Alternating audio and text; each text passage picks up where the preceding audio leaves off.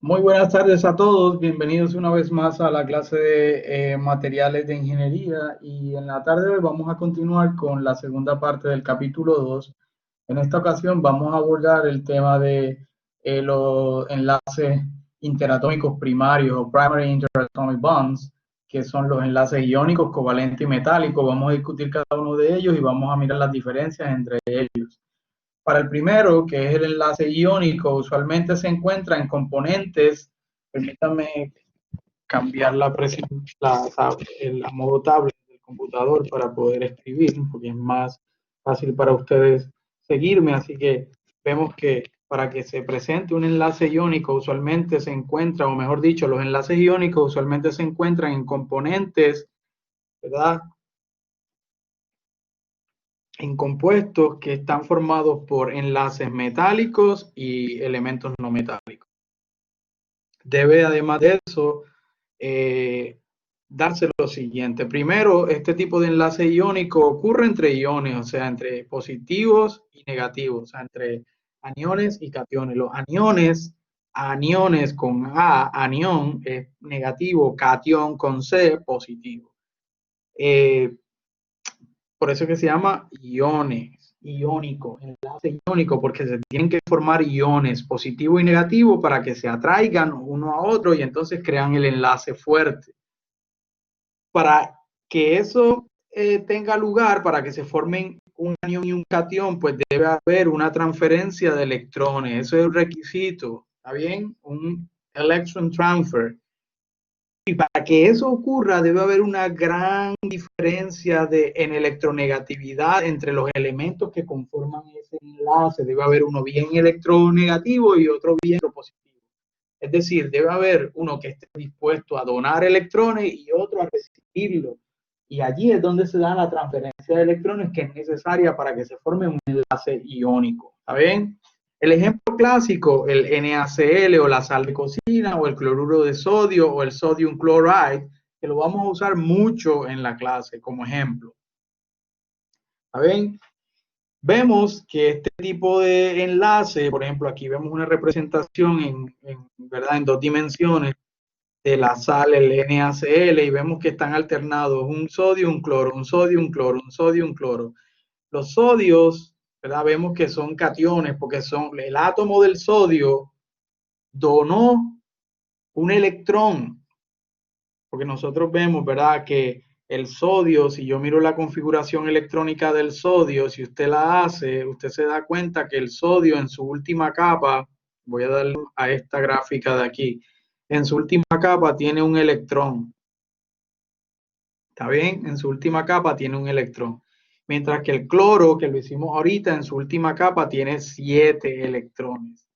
Entonces, para el sodio es más fácil donar ese electrón al cloro para que complete la regla del octeto y entonces él, que tiene un solo electrón en su última capa, pues al donarlo, esa capa ya no está y entonces su capa siguiente tiene 8 electrones, la regla del octeto, o sea, ellos quieren ser estables y poder cumplir con la regla del octeto. Entonces, cuando se da esa transferencia, si el sodio que estaba neutro pierde una carga negativa, pues se vuelve positivo más 1.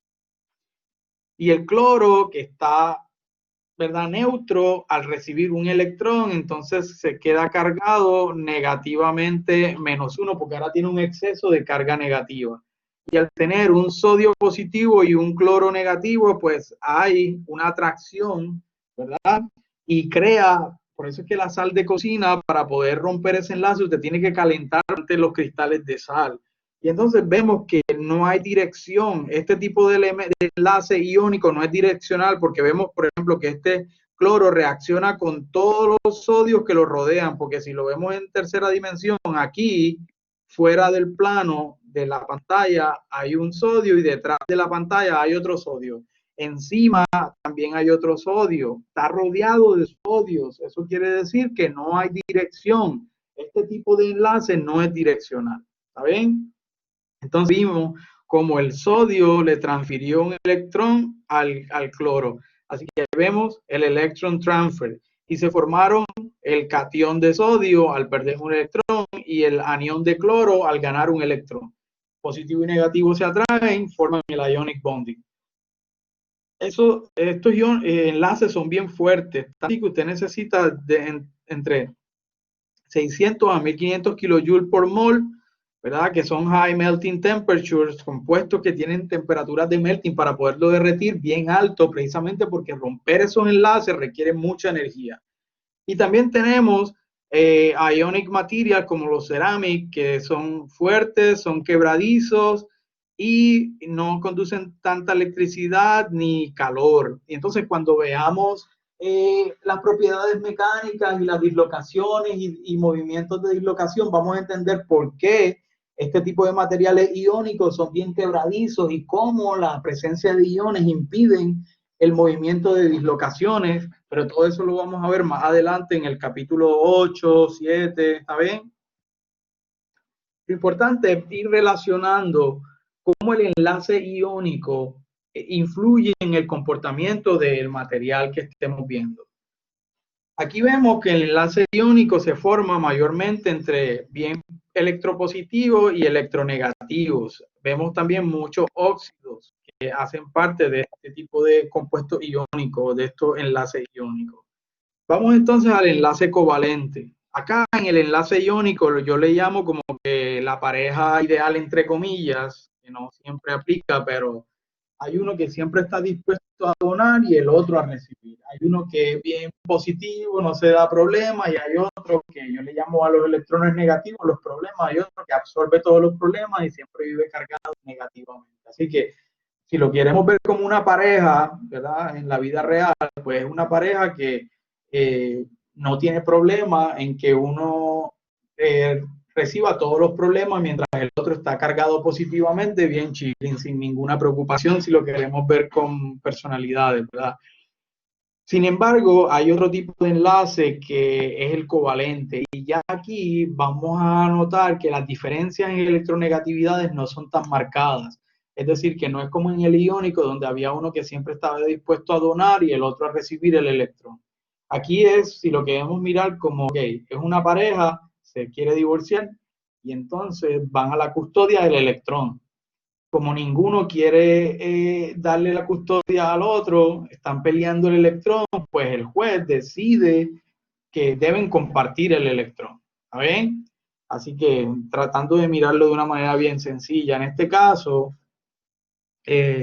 ya vemos que los componentes, primero vamos a describir un poco. Usualmente se encuentran moléculas que contienen átomos bien distintos, como carbono, hidrógeno, hidrógeno, oxígeno, aquí el HNO3, el HF, y también en elementos no metálicos, como no metálicos, element molecules, tales como, o sea, aquí ya vemos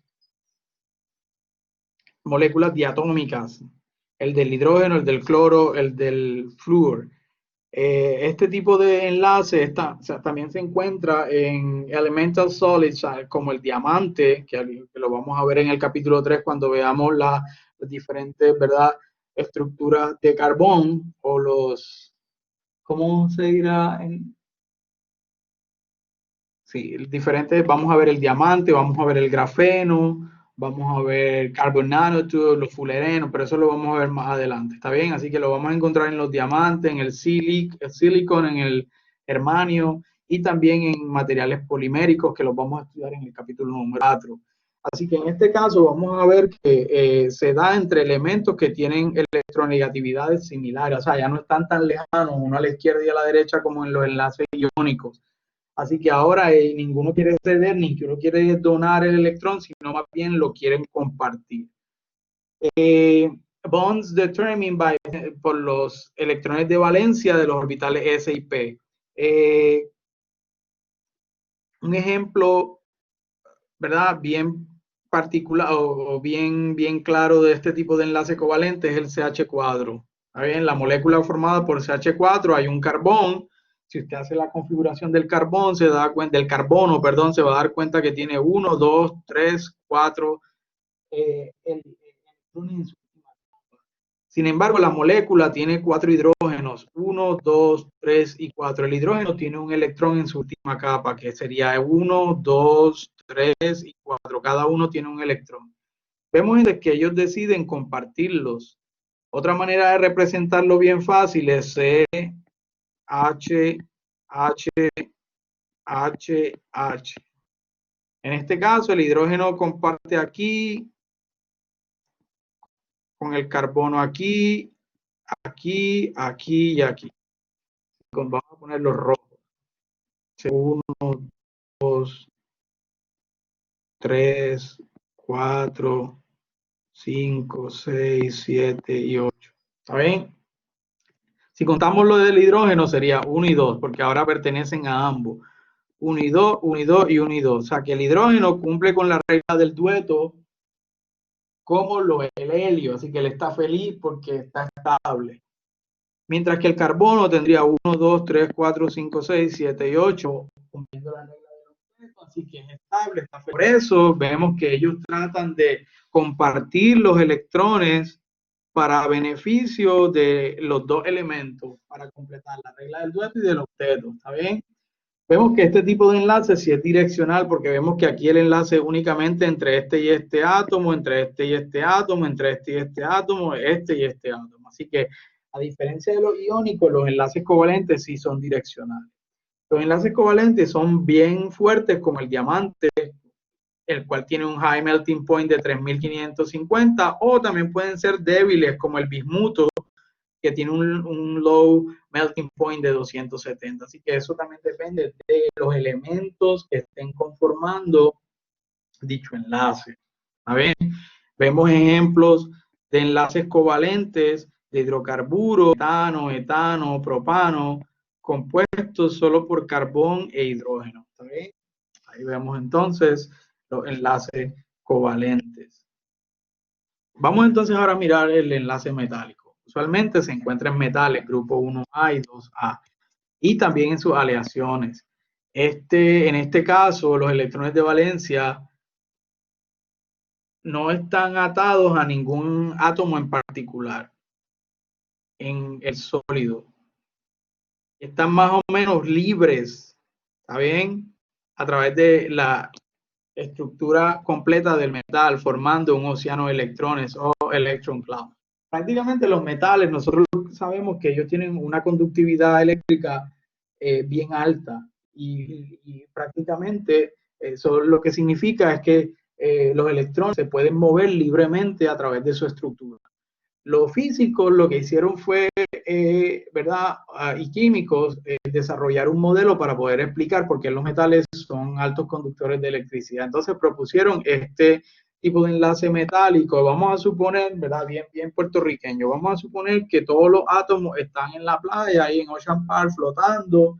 Y entonces ellos deciden, ¿verdad? Quitarse todas las malas energías. Y entonces, es decir, los electrones, ellos cogen todos los electrones y se los quitan y los tiran al mar. Entonces, ¿qué pasa? El core, su cuerpo, se queda cargado positivamente, sin embargo, está rodeado de un mar de electrones. Y prácticamente esto es lo que crea, ¿verdad? Una atracción bien fuerte de los core y el mar, creando una estructura bien compacta. Sin embargo, todos estos electrones, al estar libres en el mar, se pueden mover fácilmente, facilitando, ¿verdad?, la conducción de electricidad, porque es prácticamente el flujo de electrones. Así que vemos que el metallic bonding no tiene dirección, porque vemos que en el covalente, por ejemplo, veíamos un enlace entre el carbono y el hidrógeno directo. Aquí vemos que no es direccional porque no hay, ¿verdad?, una limitación. Aquí está interactuando este cuerpo positivo con todo lo negativo que le rodea. ¿Está bien? The free electron act as a glue to hold the ion cores together, lo que les decía ahorita, al tener esos cores, al estar rodeados de cargas negativas, prácticamente actúan como una goma que pega y compacta la estructura.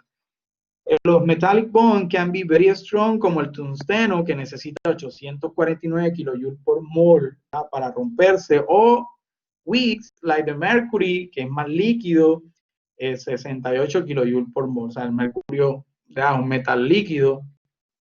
Free electron, excellent conductivity, lo que les mencioné ahorita. Ionic and covalent bonds son insulators, porque allí ya no se, ¿verdad?, pueden, por eso es que los plásticos que tienen enlaces atómicos, enlaces covalentes, no son buenos conductores de electricidad. Más bien los plásticos, ¿verdad? La mayoría de ellos no conducen electricidad. Vamos entonces a mirar ahora los secundarios, los enlaces secundarios, y vamos a hablar de, son enlaces mucho más débiles en comparación con los primeros que vimos, con los primarios, que es el iónico, el metálico y el covalente. En este caso, podemos ver, por ejemplo, los enlaces secundarios como la interacción entre dipolos, que es y vemos, ¿verdad? Dentro de los dipolos podemos ver el fluctuating dipole, ¿verdad? Que básicamente esta famosa fuerza que siempre hemos visto en química general, que es el Van der Waals bonding. Prácticamente los fluctuating dipole o los dipolos que fluctúan, que no son permanentes, se dan en moléculas que no son polares. Entonces, sabemos que los electrones están en constante movimiento y si yo quiero mirar en un determinado punto, o sea, yo paro el tiempo aquí y miro, entonces se formó una nube asimétrica de electrones porque en ese determinado momento hay más cargas positivas de un lado que del otro, pues prácticamente se va a crear un dipolo momentáneo. ¿Está bien? Y prácticamente al estar, al tener cercano otra de las moléculas, pues prácticamente va a inducir que se forme, porque si ¿verdad? La parte negativa de la molécula prácticamente va a repeler con la otra parte negativa de la molécula, formando o induciendo a que se forme un dipolo. Y prácticamente esta molécula va a ser más positiva de este lado que de este lado. Entonces, el polo negativo va a sentirse atraído con el polo positivo de la otra molécula. Así que prácticamente no son permanentes, está bien, fluctuantes. Sin embargo, en las moléculas polares, nosotros sabemos que existen ciertas moleculares, ¿verdad? Como el agua, el oxígeno, el hidrógeno. El hidrógeno, al tener un electrón, prácticamente va a ser positivo en comparación con el oxígeno, ¿está bien? Así que sabemos que va a haber una concentración, una densidad de cargas negativas mucho más del lado del oxígeno que de los hidrógenos, ¿está bien? Otro de los ejemplos de moléculas polares es el HCl. Nosotros sabemos que del lado del cloro pues va a haber una concentración más alta de electrones, por lo tanto se va a crear una molécula que es polar, porque tiene un lado positivo, que es donde está el hidrógeno, con uno negativo, y es permanente porque el cloro siempre es más electivo que el hidrógeno. Así que esta molécula polar puede interactuar con una similar a ella. Sin embargo, vemos que el cloro, del lado donde está el cloro, prácticamente se va a sentir atraído por el lado donde está el hidrógeno. ¿Está bien? Un caso particular de este tipo de enlace es el enlace el de hydrogen, los puentes de hidrógeno, y prácticamente se da mucho en los polímeros. Si usted se da cuenta, por ejemplo, este hidrógeno está unido a un elemento que es electronegativo. En este caso es el nitrógeno, pero puede ser oxígeno, puede ser flúor. Al estar este hidrógeno atado a un elemento bien electronegativo, prácticamente él se va a cargar bien positivamente y va a sentirse atraído por cualquier otro terminal que tenga cargas negativas o que sea bien electronegativo. Es decir, que se va a formar el hidrógeno, va a servir de puente entre el oxígeno y el nitrógeno de la otra cadena polimérica. Al atraerlo, prácticamente va a unir esas dos cadenas poliméricas, y por eso es que el polímero, ¿verdad? A bajas temperaturas, ¿verdad? Es un sólido que está bien unido. Cuando usted empieza a aumentar la temperatura a los sólidos, a los polímeros, ellos empiezan a ceder, precisamente porque muchos de esos enlaces iónicos, esos puentes de hidrógeno se rompen, ¿está bien? Así que allí vimos ejemplos de enlaces secundarios. Y para resumir, vimos enlaces iónicos, covalentes, metálicos, enlaces secundarios que son mucho más débiles. Vimos, ¿verdad? Puentes de hidrógeno, dipolos permanentes, dipolos que son temporales. Vimos la diferencia entre enlaces metálicos, covalentes y iónicos. Vimos, por ejemplo, que los iónicos no son funcionales y en la mayoría de las cerámicas, ¿verdad? Son iónicas, o las que vamos a ver en la clase. Vemos también enlaces covalentes que son direccionales, los encontramos en polímeros, en semiconductores y en algunas cerámicas que no son iónicas. Los enlaces metálicos, no hay dirección, electrones libres, alta conductividad de electricidad. ¿Está bien? Así que con esto terminamos, pero recuerde que tiene 8 días para cumplir la asignación. La respuesta está en Blackboard, no la mire antes de hacerlo. Usted va a escribir la configuración electrónica y va a dibujar el átomo con sus niveles y cuántos electrones tienen cada uno de los niveles, como yo los expliqué en el ejemplo. ¿Está bien? Tienen 8 días para realizar esta asignación y son 20 puntos. ¿Está bien? En Blackboard va a haber un bolsillo donde usted va a meter esta tarea y solo se reciben archivos en PDF. Si el archivo que usted monta no está en PDF, no se recibe la asignación. ¿Bien? Así que muchas gracias por su atención y ya mismo arrancamos con el capítulo número 3. Recuerden que son 6 semanas, muchos temas, así que tenemos que ir con todas. ¿Está bien? Muchas gracias por su atención y los espero en la oficina. Hasta luego.